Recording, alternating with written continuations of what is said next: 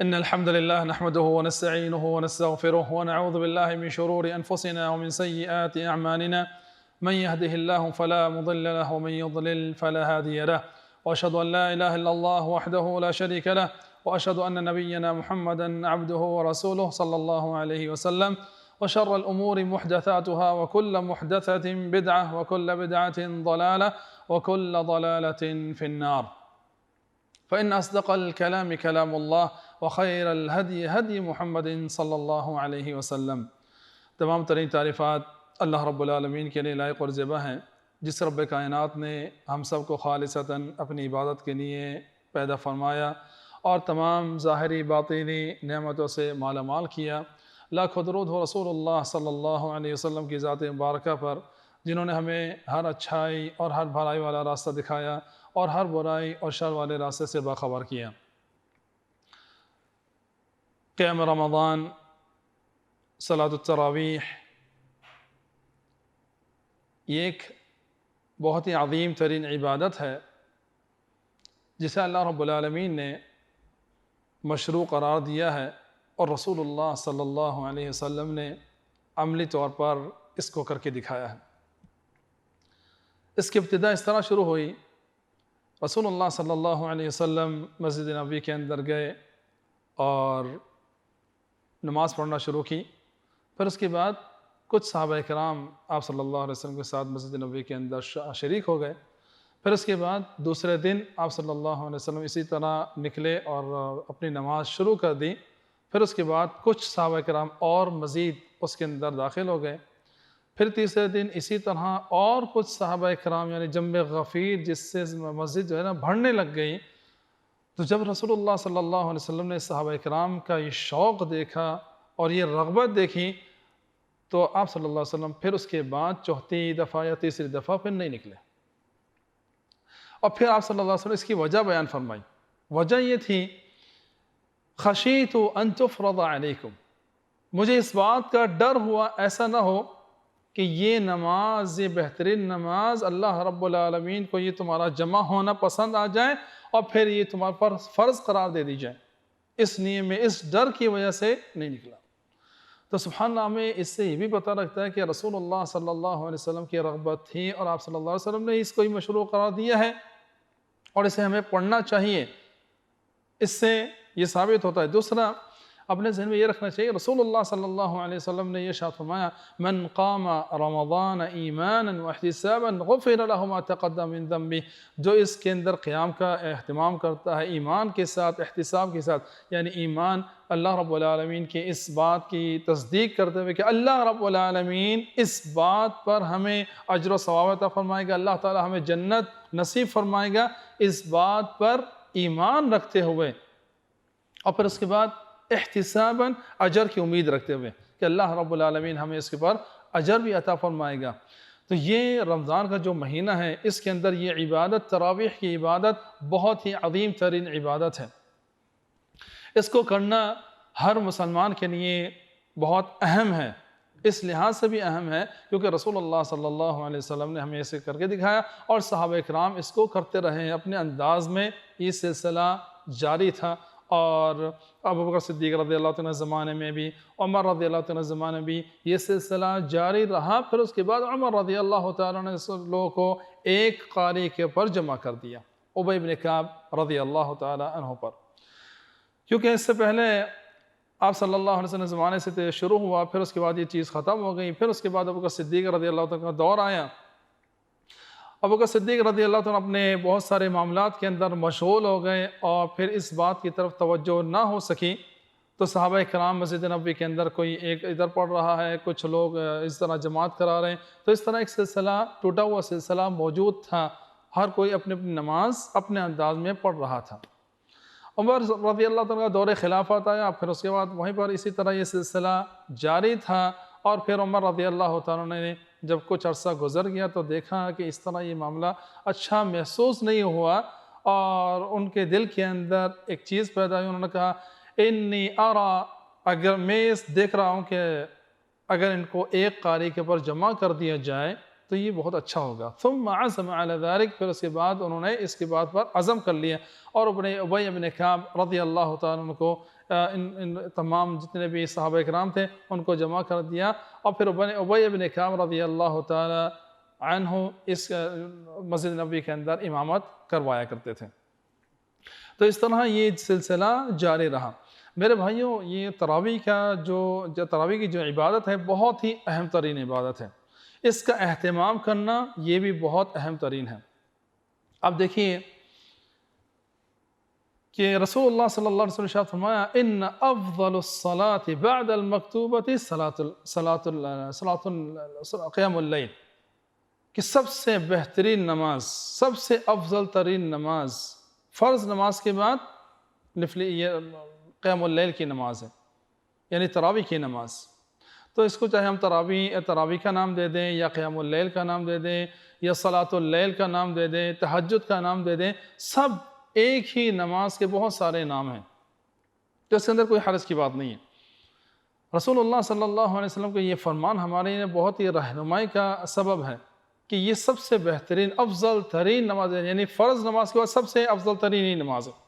تو ہمیں اس بات کا اہتمام کرنا چاہیے. لیکن ہمیں اس بات کا کس طرح اہتمام کرنا چاہیے؟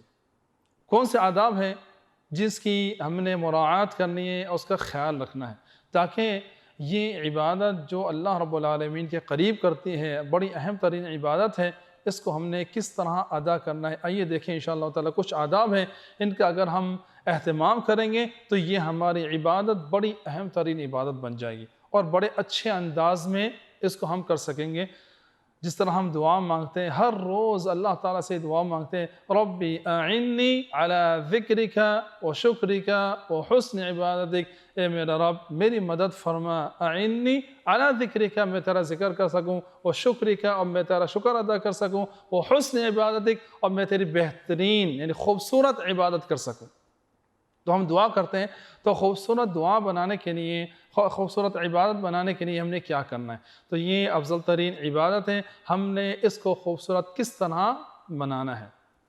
سب سے پہلی چیز اپنے یہ ذہن میں رکھنی چاہیے کہ یہ جو عبادت ہے اس کو ہم نے اچھے انداز میں ادا کرنا ہے. اس کے لیے سب سے پہلی چیز کہ ہم جب جائیں گے تو ہمارے دل کے اندر یہ شعور ہو کہ یہ عبادت سب سے افضل ترین نماز ہے، فرض نماز کی بات. سب سے پہلی چیز اپنے ذہن میں یہ رکھنی ہے.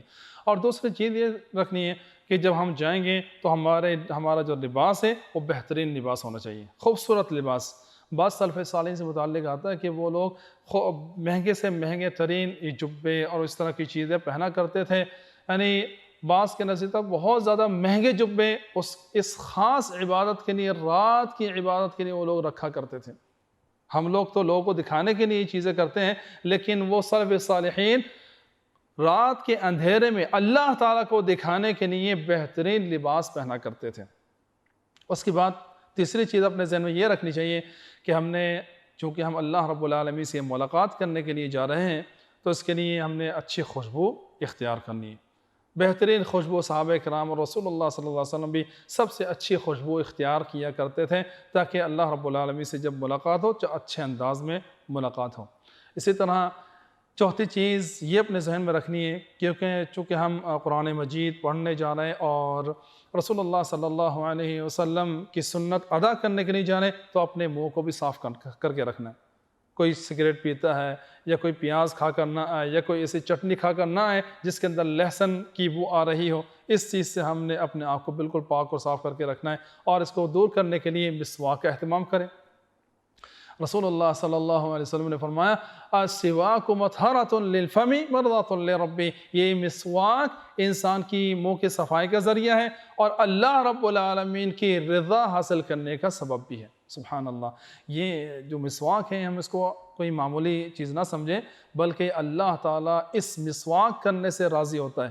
ہمارا منہ بھی صاف ہوگا اور اللہ تعالیٰ بھی اس چھوٹے سے عمل سے راضی ہو جائے گا، اور جس سے اللہ تعالیٰ راضی ہو جائے اس کا مطلب ہے وہ بندہ کامیاب ہو گیا. جس طرح صحابہ کرام سے اللہ تعالیٰ راضی ہو گیا، اسی طرح ہم سے بھی اللہ تعالیٰ راضی ہو سکتا ہے اگر ہم اس چھوٹے سے عمل کو اپنی زندگی میں اپنا لیں گے. تو رسول اللہ صلی اللہ علیہ وسلم بھی اس عمل کو کیا کرتے تھے. ہر 2 رکعت کے بعد آپ صلی اللہ علیہ وسلم تھوڑا سا آرام کیا کرتے تھے, اس کے اندر آنکھ بھی لگ جایا کرتی تھی. پھر اس کے بعد آپ صلی اللہ علیہ وسلم سو کر اٹھتے, پھر دوبارہ مسواک کرتے, پھر آپ سویا کرتے, پھر اس کے بعد اٹھ کر پھر دوبارہ مسواک کر کے پھر دوبارہ تہجد کی نماز پڑھا کرتے تھے. یہ آپ صلی اللہ علیہ وسلم کی سنت مبارک ہے. تو ہم رات کی نماز کے اندر خصوصی طور پر اس کا خیال کرنا چاہیے. ہر نماز کے بعد ہمیں ہر نماز کے لیے ہم نے مسواک کرنی ہے, جیسے کہ رسول اللہ صلی اللہ علیہ وسلم فرمایا لولا ان اشق علی امتی لامرتهم بالسواک عند كل صلاۃ. اگر میں اپنی امت کے اوپر مشقت نہ جانتا تو پھر ہر نماز کے ساتھ ان کو مسواک کرنے کا حکم دیتا. تو اس لیے ہمیں مسواک کا ضروری طور پر اہتمام کرنا چاہیے. یہ فرض کا درجہ رکھتی ہے. اگر مشقت نہ ہوتی تو آپ صلی اللہ علیہ وسلم حکم دے دیتے, یعنی اس کا مطلب یہ ہے کہ اگر حکم دے دیا تو وہ فرض ہو جاتی. حکم اس لیے نہیں دیا چونکہ یہ انسان مشقت کا سبب بن سکتا ہے امت کے اوپر. تو اس سے ہمیں اس کے بعد پتہ لگ گیا کہ یہ اس کا درجہ تو بہت بلند ہے اور اللہ تعالیٰ اس سے راضی بھی ہوتا ہے. اور اس بات کا بھی خیال کرنا ہے, جب افطاری کرنی ہے ہم نے اور تراویح کی تیاری کرنی ہے تو افطاری کے اندر بہت زیادہ نہیں کھانا, اتنا زیادہ کہ جس سے انسان کا پیٹ بہت زیادہ بھر جائے اور وہ بوجھل ہو جائے, جس کی وجہ سے وہ قیام اللیل کے لیے کھڑا نہیں ہو سکے گا, کیونکہ اس کا پیٹ بہت زیادہ بھرا ہوا ہے, نیند آنا شروع ہوگی, زیادہ پانی پیے گا, تو اس طرح نہ وہ اس عبادت کو اچھے انداز میں کر سکے گا اور نہ ہی اس کا حق ادا کر سکے گا. اس لیے اس کو اپنے افطاری کو جو ہے کم سے کم کرنا چاہیے, جیسا کہ رسول اللہ صلی اللہ علیہ وسلم کی سنت ہے کہ آپ کھجور سے افطار کیا کرتے تھے. تو ہمارے ہاں تو بہت کچھ ہوتا ہے, لیکن ہمیں جتنا بھی ہو سکے اپنے آپ کو اپنا خیال کرنا ہے اور اس تراویح کا اہتمام کرتے ہوئے اس کو چھوڑنا ہے. اسی طرح اس بات کا بھی خیال کرنا ہے کہ جلد سے جلد اس تمام چیزوں سے فارغ ہو کے, دنیاوی مشغولات سے فارغ ہو کے سب سے پہلے آگے پہنچنے کی کوشش کرنا ہے, تاکہ اللہ رب العالمین کی رضا بھی حاصل ہو جائے اور تمام فرشتوں کی دعا بھی ہمیں حاصل ہو جائے. کیونکہ رسول اللہ صلی اللہ علیہ وسلم اگر لوگوں کو یہ پتہ لگ جائے کہ پہلی صف کے اندر جو اللہ تعالیٰ نے فضیلت رکھی, جو ثواب رکھا ہے, اگر ان لوگوں کو پتہ لگ جائے تو سبحان اللہ یہ لوگ قرآن دازی کرنے کے لیے چلے جائیں, قرآن دازی کریں, انہیں لڑائی ہو جائے, اختلاف ہو جائے. تو سبحان اللہ اس سے پتہ لگتا ہے لو يعلم الناس ما في الصف الاول لاستهموا الا اذا لم يجدوا الا ان يستهموا لاستهموا. اگر قرآن دازی کرنے کا یعنی موقع آ جائے تو قرآن دازی کرنے پڑے گی ان لوگوں. تو اس لیے ہمیں اس بات کا بھی خیال کرنا ہے, آگے صف کے اندر جانا ہے تاکہ فرشتے جو دعا کرتے ہیں سب پہلے صف والوں کے لیے وہ بھی ہمیں نصیب ہو جائیں. اسی طرح ہم نے اس بات کا بھی خیال کرنا ہے کہ انسان جب گناہ کرتا ہے اس سے بہت ساری چیزوں سے محروم ہو جاتا ہے, جیسا کہ رسول اللہ صلی اللہ علیہ وسلم فرمایا ان العبد لیحرم الرزق من بالذنب یصیبہ.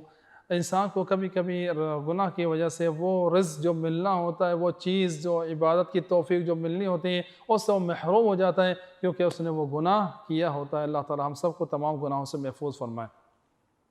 تو یہ قیام اللیل بھی ایک بہت بڑی عبادت ہے, اس سے بھی انسان کبھی کبھی محروم ہو جاتا ہے کیونکہ وہ گناہوں کے اندر ملوث ہوتا ہے. اللہ تعالی ہم سب کو محفوظ فرمائے.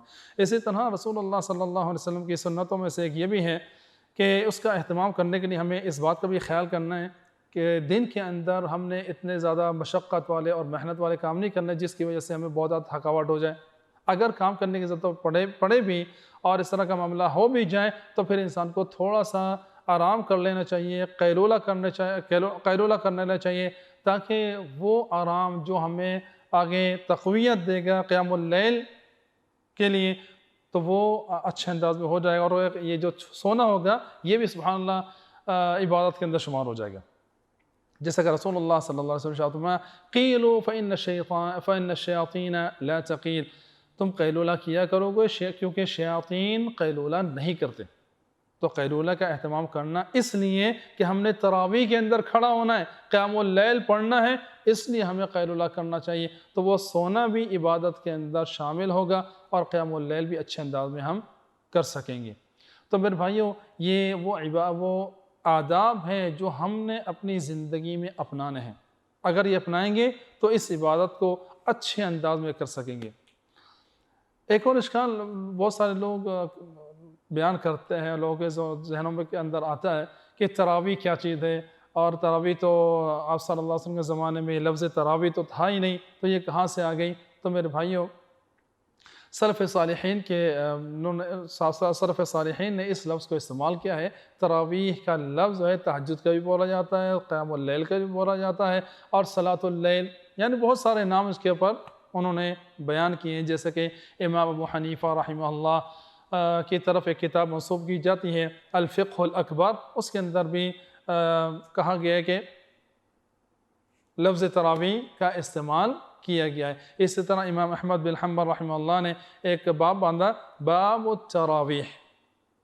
اسی طرح امام شافعی رحمہ اللہ کے شاگردوں میں سے، یعنی ان کے ماننے والوں میں سے ایک امام ہے امام الماوردی رحمہ اللہ، تو انہوں نے بھی اس کے اندر کہا کہ اما الاصل فی رمضان فہی صلاۃ التراویح، صلاۃ التراویح کا لفظ ائمہ سلف کے اندر موجود ہے، تو اس لیے اس کے اندر کوئی ایسی بات نہیں ہے کہ کوئی لفظ تراویح استعمال کرتا ہے تو اس کے اندر کوئی حرج کی بات نہیں ہے۔ ایک ہی لفظ ہے، نام مختلف ہیں لیکن عمل ایک ہی عبادت ہے۔ اسی طرح امام بخاری رحمہ اللہ نے اپنی صحیح کے اندر باب باندھا ہے صلاۃ التراویح۔ امام طحاوی رحمہ اللہ نے بھی اپنی کتاب کے اندر مختصر اختلاف العلماء کے اندر بھی باب صلاۃ التراویح کا ذکر کیا ہے۔ بہت سارے علماء نے اس بات کا ذکر کیا ہے، تو اس کے اندر کوئی حرج کی بات نہیں ہے کہ لفظ تراویح قیام اللیل کے اوپر کیا جائے، کوئی حرج کی بات نہیں ہے۔ اللہ تعالیٰ سے دعا ہے کہ اللہ رب العالمین ہم سب کو صحیح معنوں کے اندر اس عبادت کرنے کی توفیق عطا فرمائے۔ وصلی اللہ علی نبینا محمد وعلی آلہ وصحبہ وسلم۔